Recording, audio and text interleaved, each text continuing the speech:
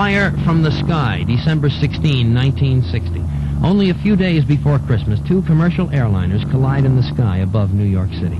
One plane carrying 84 passengers falls on the Park Slope section of Brooklyn.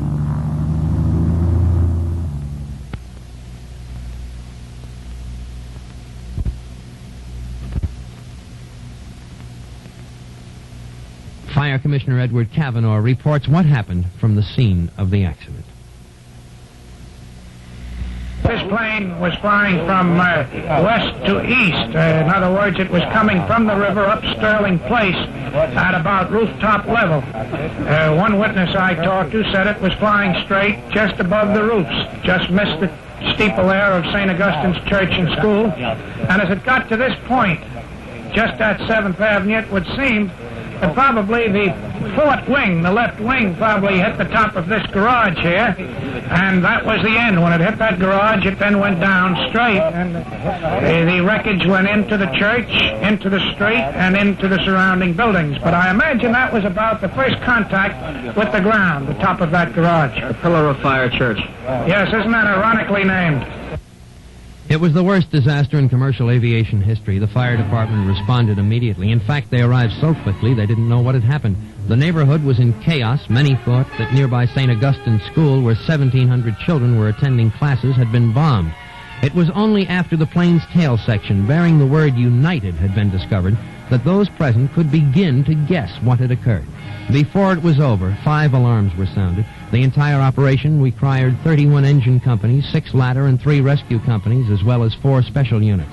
In addition, more than 200 off-duty firemen of all ranks responded voluntarily to aid in the rescue operation. Mayor Wagner, at the scene, tells how all the city's emergency units worked together. Well, all of the city agencies that are involved are at work. Of course, the police and fire department have been here. Both departments done a great job. We have our welfare department set up in a number of the schools around here to help those people who have had to be moved out of their homes because of the disaster. We have the civil defense bringing down their cots and blankets for these people if necessary. The buildings department has been alerted, water supply, gas, and electricity all in here to give full protection to the properties here too, as well as try to make sure that this fire is out. In addition to the 84 passengers who perished in the Brooklyn crash, 6 people on the ground were killed and 15 others injured. 17 fire department personnel were injured in the rescue and firefighting operation. Then, on December 19, only 3 days after the terrifying plane disaster, New York was shaken by a second major tragedy. It was to be a rough week for the fire department. The aircraft carrier, USS Constellation, in the final stages of fitting out at the Naval Shipyard in Brooklyn, took fire and burned at its dock. At the time of the fire, 4,500 workers were on the ship. Hundreds of them were trapped below decks. What was the fire like? It can best be described by those who were there. These are actual recordings made at the scene. What time did you get here, Chief? I would say about 10:15. What did it look like then?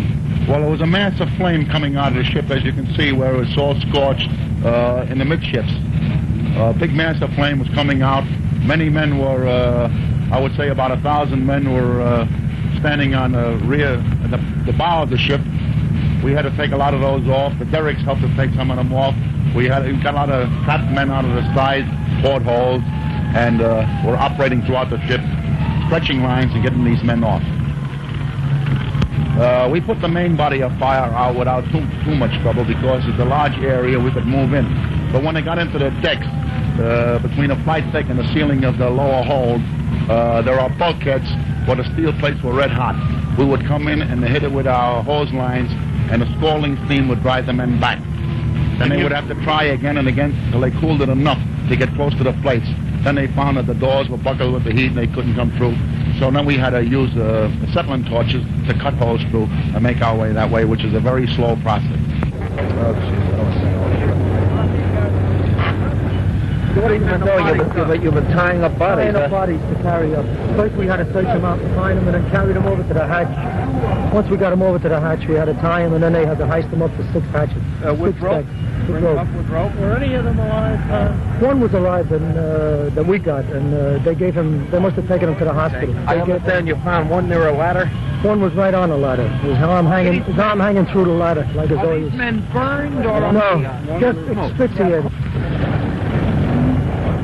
How many men did you give the last rites to? Well, I haven't kept full contact. There's been a number of firemen who've been seriously injured.